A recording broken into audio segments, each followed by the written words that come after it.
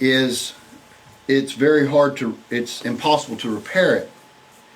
The damage is done because it's done in the upper worlds. It is because of the Nakash's jealousy to try to take over the power that it happened. Now, when they were created, when Adam and Eve were created, they were created back to back. Well, the backside of Hava is Lilith, and the backside of Adam is Nakash. So Lilith and Nakash were on the, they were pretty easy to communicate with. They were side by side, and so because the reason the Nakash said that Adam is too wise, I can't go through him. He obviously goes through the Guvarot, which is Hava Lilith, which then Adam is connected to Hava, and so that's how he gets it all done, because you cannot wrap your mind around that 5D structure and ever understand it. We can only make models and metaphors to see what's going on there. So, because it's all about Hasidim and Guvarot anyway. So, without further ado, I'm going to go through some stuff here in the apples. Maybe we'll end with some stuff in the Zohar. But as y'all can tell, we've already uncovered a mountain of previously unknown information. A lot of this stuff I am literally going to read because it's so very well put. In this Parsha, there's three seemingly unrelated topics.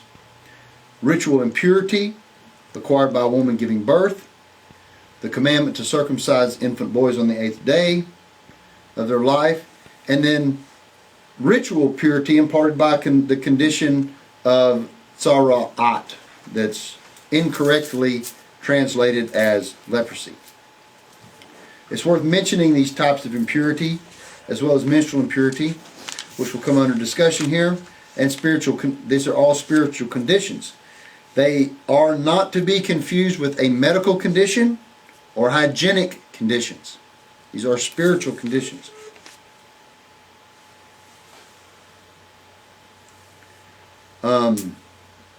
Spiritual impurity is called tuma.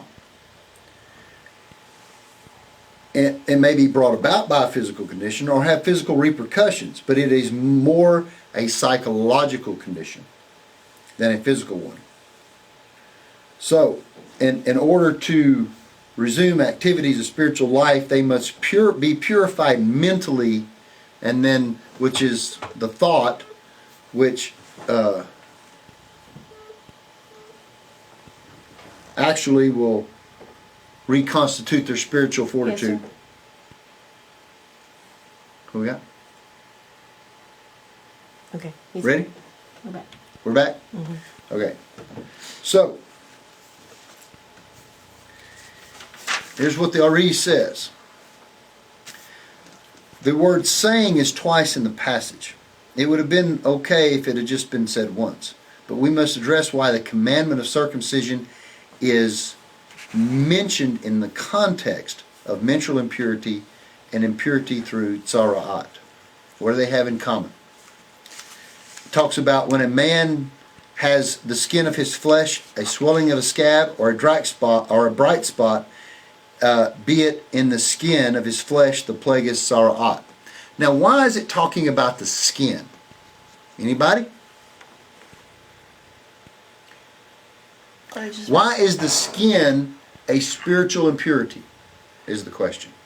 Light, it's the aura. Thank you, Russell. What did you say? It's the inverted Light. fallen light. It's the aura that went to Orlah. Okay. Right? Mm-hmm. So that's why it's spiritual. Alright? The words in the verse appear to be out of order. It should have said, when a man has a spot on his flesh of his skin, the plague of Zarat, as a swelling, a scab, or a bright spot. But it doesn't. It lists the Zarat at the end. All the above is understood based upon our sage's statement and the consequences in the order of disobeying God's command. Eve was made to undergo the blood of menstruation and the blood of vaginal marital relations, as in the hymen, when it breaks. They inferred this double bleeding from the double expression, I will increase greatly your sufferings. As originally created, the psychology of a woman was such that she did not need a menstrual cycle, and the process of conceiving and giving birth did not involve bleeding nor pain. Nor did she bleed when she first engaged in marital relations. These and other facets were introduced due to primordial sin. In other words, in order to rectify the fault of the thinking and the looking at life that led to Adam and Eve to partake in the forbidden fruit, certain physical changes occurred in reality. Among these were these things we've discussed. Now, and God spoke to Moses saying, that is, concerning what I'm about to say to you about menstrual and vaginal bleeding. If the Jewish people ask you why they have to be defiled by menstrual bleeding, seeing that they are holy people, then speak to the Israelites saying, that is the fill in the blank right there. That is, to tell them it is because Eve transgressed what I told her to do. She was made to suffer the impurity of menstruation. For this reason, if a woman conceives and gives birth to a son, she shall be impure for 7 days. She shall be impure as she is in the days of her menstrual period. The commandment of circumcision is mentioned in connection with impurity of menstruation. Since being circumcised, a person will be kept from being defiled from the impurity of menstruation. In other words, when a person is circumcised, his desire is lessened for sexual union during that time of the month. That's why it is mentioned right here. Even though it lays in there if she has a boy circumcised. There's more to it. Mm-hmm. This is why God commanded us to circumcise baby boys when they're 8 days old. For this, we will weaken the power of impurity and eliminate the evil of lust. The foreskin of the male reproductive organ affects his experiences in marital relations in 2 ways. One, it increases his gross sensual pleasure and decreases his sensitivity to his wife by insulating him from her in a certain extent. In other words, if you don't, an uncircumcised male has more sexual pleasure.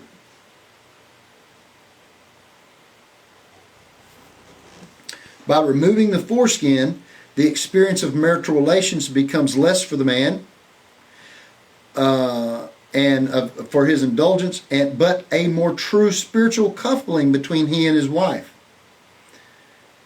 Because the covering is removed, there's a more connection, like spark on a battery. Once the spiritual dimension of marital relations is allowed to be in the picture, it enhances the physical dimension as well. The sages of the Talmud therefore state that ideally, at least, it is the Jewish couple that experiences the truest enjoyment of marital relations. We discussed that. Furthermore, circumcision indicates that a man is a servant of God, stamped with his seal. As such, he will certainly not transgress his master's command. He is branded as sword. Therefore, the commandment of circumcision was placed between the commandments concerning spiritual impurity and the impurity of tzara'at, for circumcision protects him from both. He will not engage in sexual relations with a menstruating woman, and will also remain humble and lowly in spirit, like his servant stamped with the seal of his master, thus shunning ego or haughtiness. There are 3 types of ego or haughtiness. One type is a person who is haughty or has ego in his heart but appears to be humble to everyone else.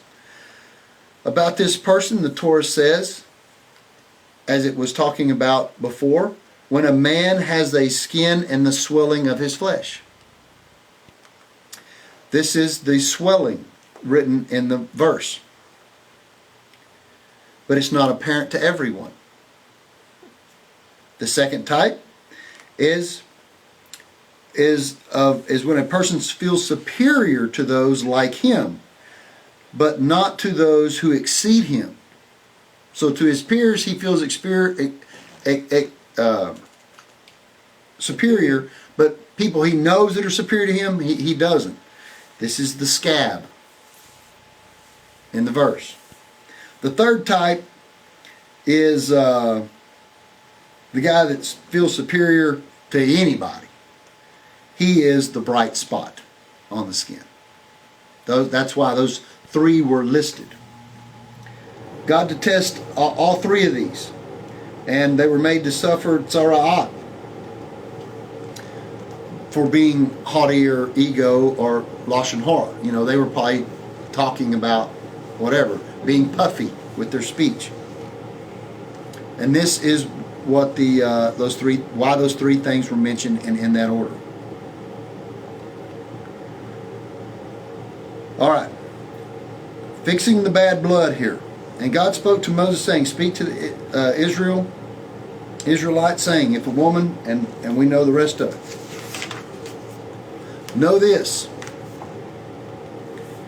a woman's defilement for 7 days when giving birth to a son was caused by the injection of the snake's poison to Eve." Although the text in the Torah only says that the snake spoke to Eve, we know through the oral tradition that the snake actually had intercourse with her. This is the knowing. This is the proverbial fall.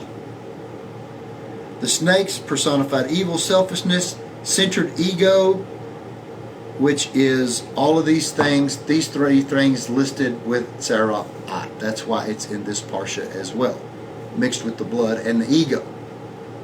Because the snake thought he was going to take over the world, so to speak. He was as good as Adam. He was bigger than God. Did he really do that? Oh, it's all right. I got this. You know? That's why the leprosy part is in here as well. This also explains why Adam was created from the dirt of the place of his atonement. This is why the dirt was not taken from Gan Eden. For God knew that he would sin, and that he had been created from the dirt of the garden. There could have never been atonement. Therefore, it was from outside the garden, and he brought him into the garden so that he could redeem it. Inside, outside. According to the tradition, Adam was created on what would be known as the Temple Mount, Mount Moriah, or the Evan Shtia, the spot where the altar and the temple would later stand. This was so he could do tshuva, tikkun, the ability to restore everything. God took Adam out of the garden when the sin he and Eve committed, brought by the injection of the snake's poison, and it intermingled with the 70 Gentile nations with Israel and Eve's womb. Had the primordial sin not occurred, mankind would have not been divided into Jew and Gentile. Adam and his progeny would have all had the status held only by Jewish people, because we would be the aura, the light. Once this pure divine consciousness was diluted and it was all the ego and all this stuff, kaflooey. Until Abraham, by his actions and faith, which is the covenant of circumcision, removing the orla, started the whole thing, which we've gone through in our parshas. So we're seeing how God's fixing the whole thing the whole time. Even in this parsha that doesn't seem like much, it's cleansing the Garden of Eden from this side. This is why Eve's menstruation at that point gave birth to Cain, who shed Abel's blood. You see how it ties in? This is the origin of the women's menstrual blood. When a woman gives seed and gives birth to a boy, she shall be impure for 7 days. Allah, Cain, who spilt the blood of his brother. And it goes on and talks about the woman's feelings and all that, which we all know about that. This was all come from this physical, metaphysical seed injected into Eve. Bleeding at birth also began with primordial sin. Had Adam and Eve not sinned, childbirth would have occurred without bleeding. And this will be the case in the future. How about that?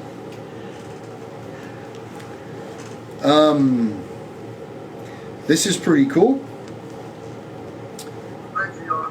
572.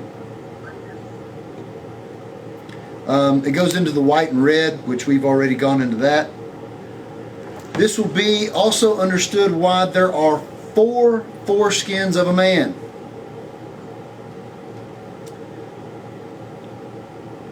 Ears, tongue, mouth, heart, and yesod. Right? So, these are the 4 klipas.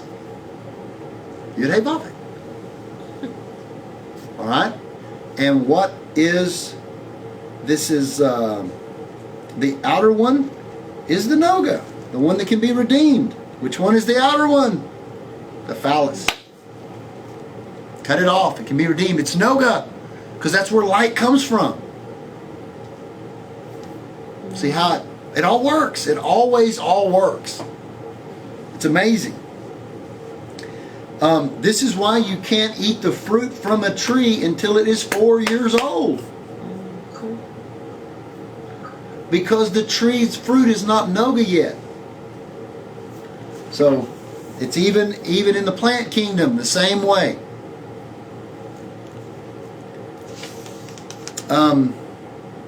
Of course, now you kind of see where this whole thing can lead to when the sota, if a woman, is caught in adultery or perceived to be caught in adultery, she drinks a sota, and it swells her belly, her womb. And if, because of the sin of the garden, if she reproduces the sin of the garden, boom! It says her legs fall off. She dies. Mm-hmm. Alright? And her legs go down to death. And that's the song of the proverb. So, now, here's something that I thought was really neat. We have, let's just kind of skip some of it. We have Samael and Michael. Alright? Satan, Adam, whatever you want to call it. Esau, Jacob. And I had somebody ask me the other day, Genesis 3:15, and I will put enmity between your seed, between your offspring, and her offspring. Well, who's he talking about? Samael and Michael. The Satan, the Nakash, and the Messiah. Adam and Satan, the same thing. Esau and Jacob. The Gentiles and the Jews. Mm-hmm. See, we all think that Adam, quote unquote, is our father. No. We come from the other side of the tracks. So we're pulling ourselves out of the Samael dirt. Lilith dirt. But Thank goodness for Jacob, because he came along, saved the whole thing, pulled everybody out. Because that's why he couldn't get along with Leah. She was too high. She was the Malchut of Bina. He could get along real good with Rachel. She was the Malchut of Malchut down there where he was. And there's a whole big thing in here about Samael. The Satan had 4 wives. All right, and it names them. How many wives did Jacob have? 4. Rachel, Leah, And their handmaidens. and the handmaids. Bilhah and Zilpah. He fixed the other side. It's all about that. It's all about fixing the whole thing. And this whole birth thing, that was the whole struggle with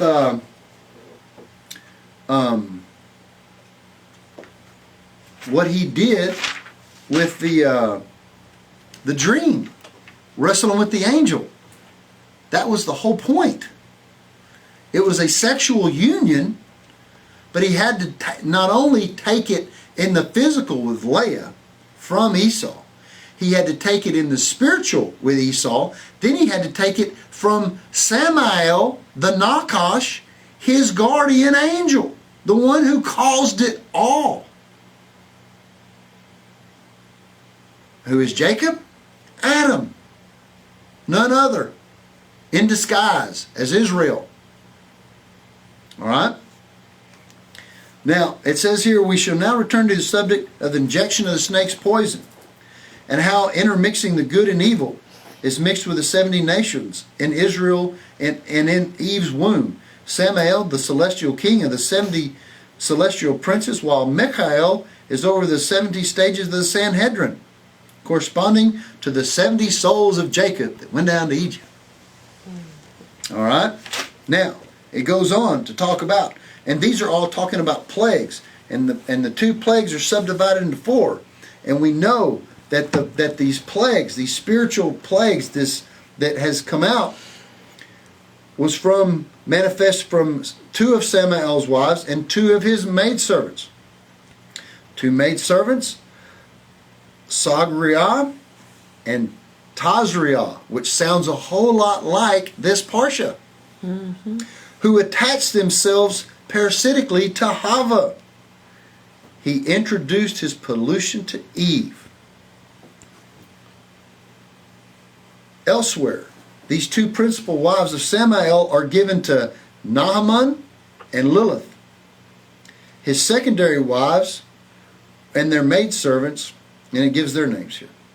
These 4 represent the perversion of sexuality that lurks around a person's spouse, tempting them to defile his holy marital intercourse by making means of self-gratification, mere base, sensual fulfillment, and egotistical manipulation instead of selfless love.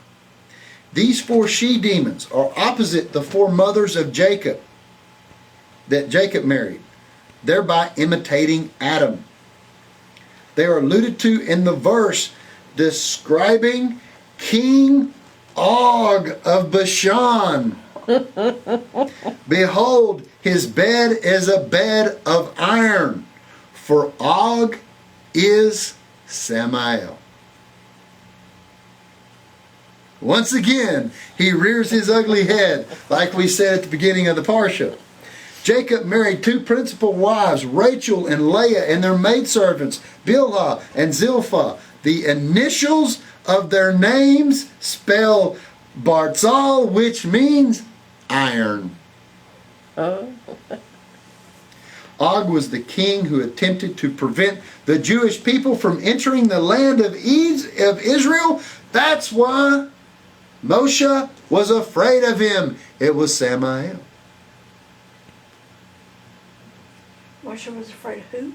Og. Og. And Hashem told him, no, I've turned him over to your hands. Remember? Because he was Adam. So, see, Og was the one who clung to the ark. Og was the one who was Abraham's helper. Og was in every story we've almost read. It's the evil inclination. It's sometimes because not only Adam was born circumcised. Well, guess what? So has to be Samael. Because it's the same thing. There wasn't no klipa there. There wasn't no orla. It was ora. So that's why sometimes Og is a good guy. Sometimes he's a bad guy. Depends on the shift of the guvarot. The heaviness of the guvarot. So, entering the land, this is when Israel was entering the land of Israel, it is another analogy of sexual intercourse that Og was trying to prevent the holy union. Adam and Hava, Zeranpin and Nukva. The Jewish people being the husband and the land is the wife. And entering the fertilization of both physical and spiritual to produce physical and spiritual yield.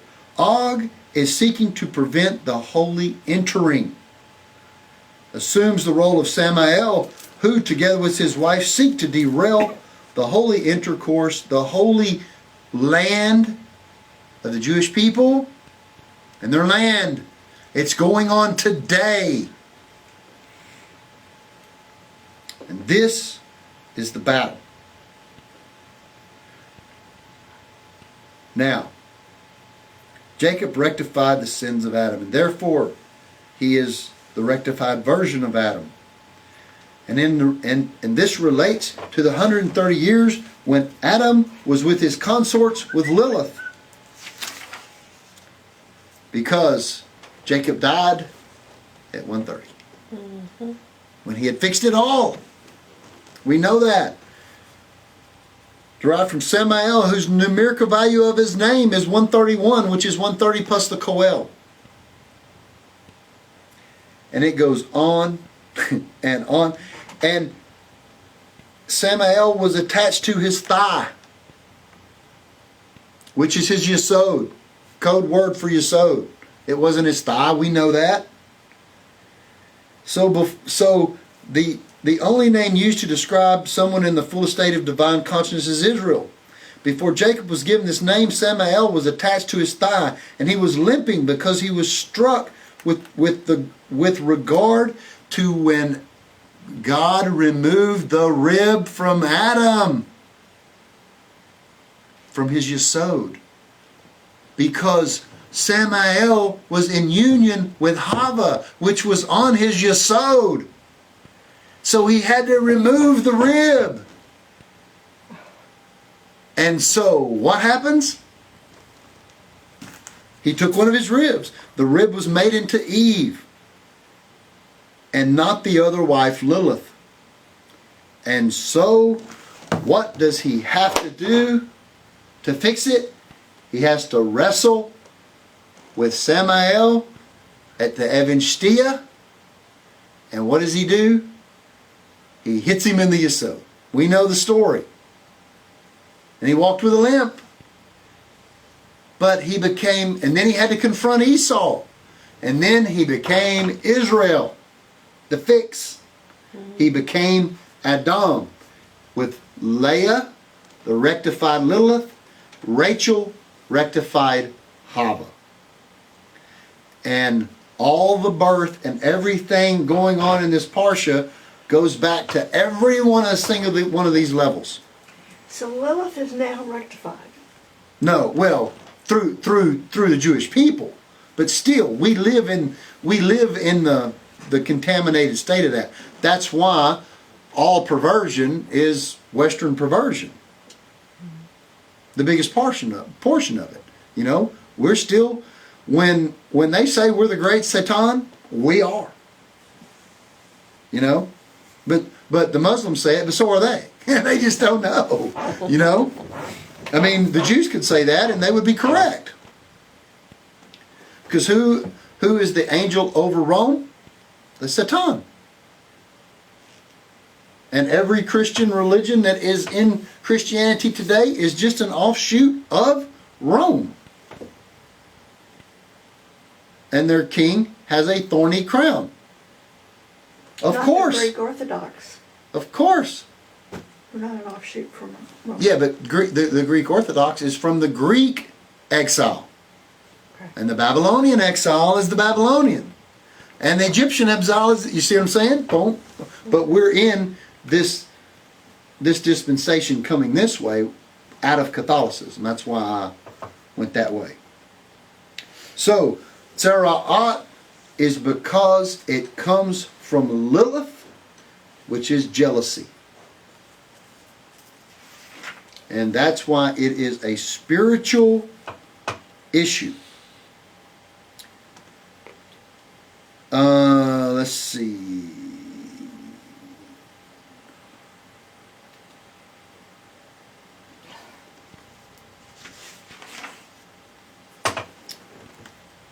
So anyway,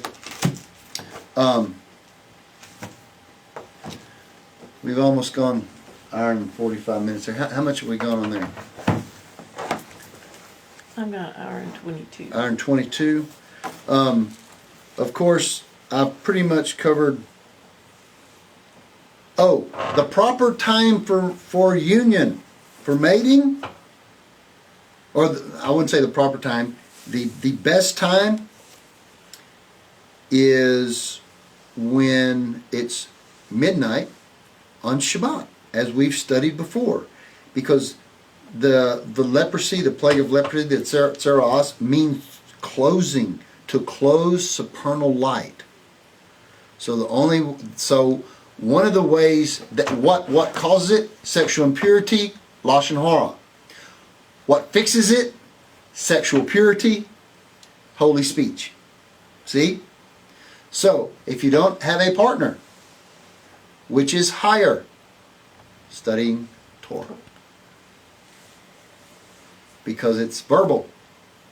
It's, when you're reading Torah, it's higher level. Now, so, I want to go through that. And this is a way you separate yourself from the... this is the secret of you and your mate cleaving to the Holy One, whether it be the Torah, whether it be your physical mate. And this is the secret of kindling the lamps, opening the light passage back up. This is the Shabbat. This is the whole thing.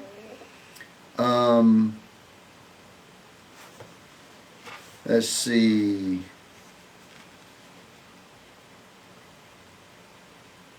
When you engage in Torah, you unite with the congregation of Israel in praising the Holy One. And this is mating. And this can be considered supernal union. Friends who occupied themselves with Torah, when the time comes to mate with one another, supernal union takes place.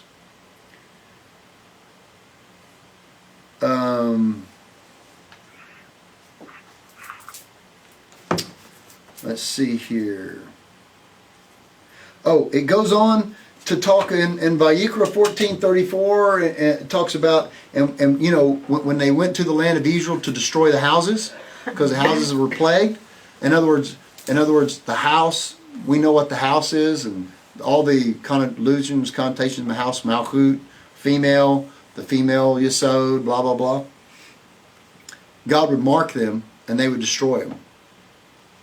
And then they would build them back, because a house that is built, and it says in the Zohar, if you build a house, it is for worshiping Hashem. If it is built for any other reason, it's cursed. The whole building is cursed. That's why bad things happen to people. There is a spirit that's of impurity that rises over that building. This is the reason for mezuzahs.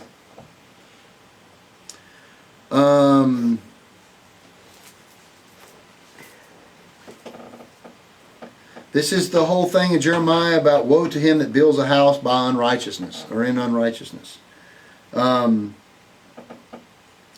other side dwelleth in the house.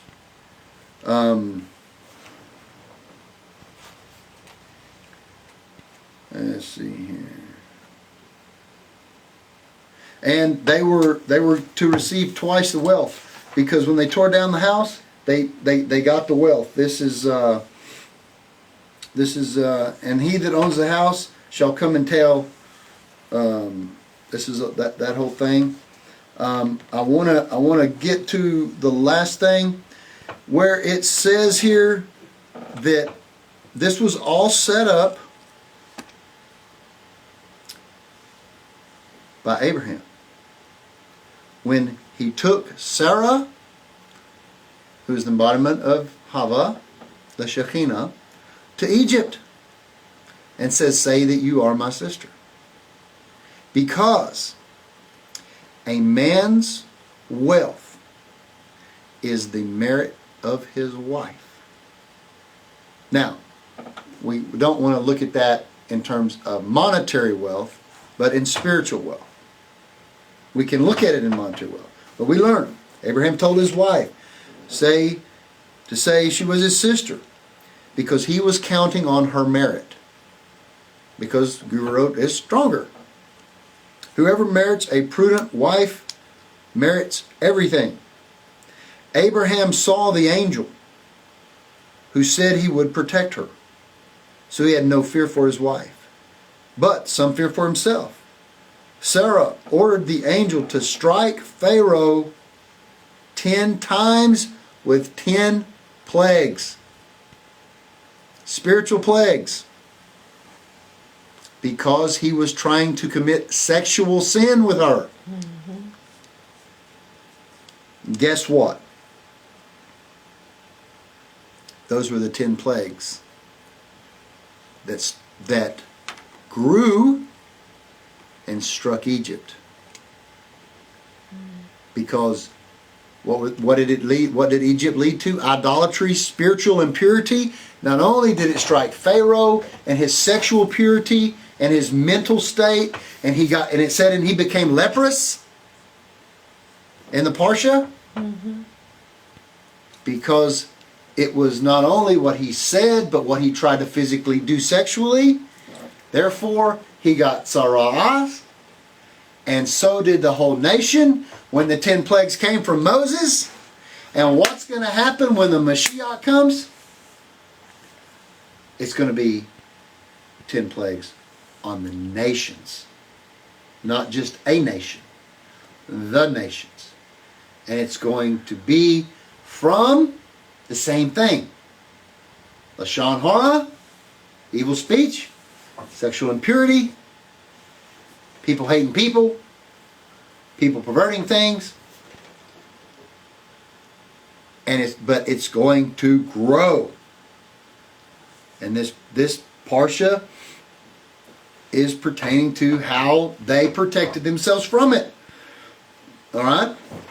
So, it says here, and Abraham was sin-fearing and did not count on his own merit.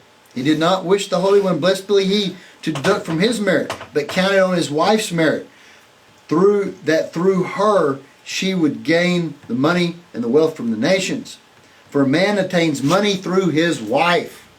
As is written, houses and riches are the inheritance of fathers, but a prudent wife is from Hashem. Whoever merits a prudent wife inherits everything. The heart of her husband safely trusts in her, and he shall have no lack of gain. We read that every Sabbath. And it says that she gets wool and flax and all these things. See? Mm-hmm. Alright? Because it's wool, gurot, flax, linen, hasidim. We say it every Parsha. Every Shabbat. Because the angel was walking before her to keep her. Hashem plagued Pharaoh because of Sarah, because of her words. She would say to the angel, strike, and he struck. Remember, they call it the 10 plagues. But remember, it's the 10 strikes. And she would say, strike, and he struck. Abraham therefore had no fear, since she was protecting him. You'd think that Pharaoh would back off. Come and see, 10 times did Sarah command the angels to strike Pharaoh, and he was smitten with the 10 plagues. For Sarah made a sign for her descendants after her in Egypt, namely that the Egyptians will be smitten by the 10 plagues, before they will be redeemed from their power. Come and see the difference between this redemption and at the end of days, and the redemption from Egypt. The redemption of Egypt occurred on one day from one king and one kingdom. But from here, in the end of days, it will be on all kings and the whole world. And the Holy One, blessed be He, will be glorified over the whole world, and everyone will acknowledge the reign of the Holy One, blessed be He, and everyone will be smitten by celestial plagues, twice for each one, because they were reluctant to release Israel. So, we must guard the warning and be holy as it says to be holy. So that is the Parsha for the week. And the Torah is amazing. Hashem is amazing. The way the whole thing is orchestrated. Every time I study it, it just blows my mind. The things we find. And we read what seems to be such a simple Parsha, and look what is all contained. It's amazing. It's just amazing. So, we'll see y'all next week. Erev Tov. Good evening. Thank you. You bet.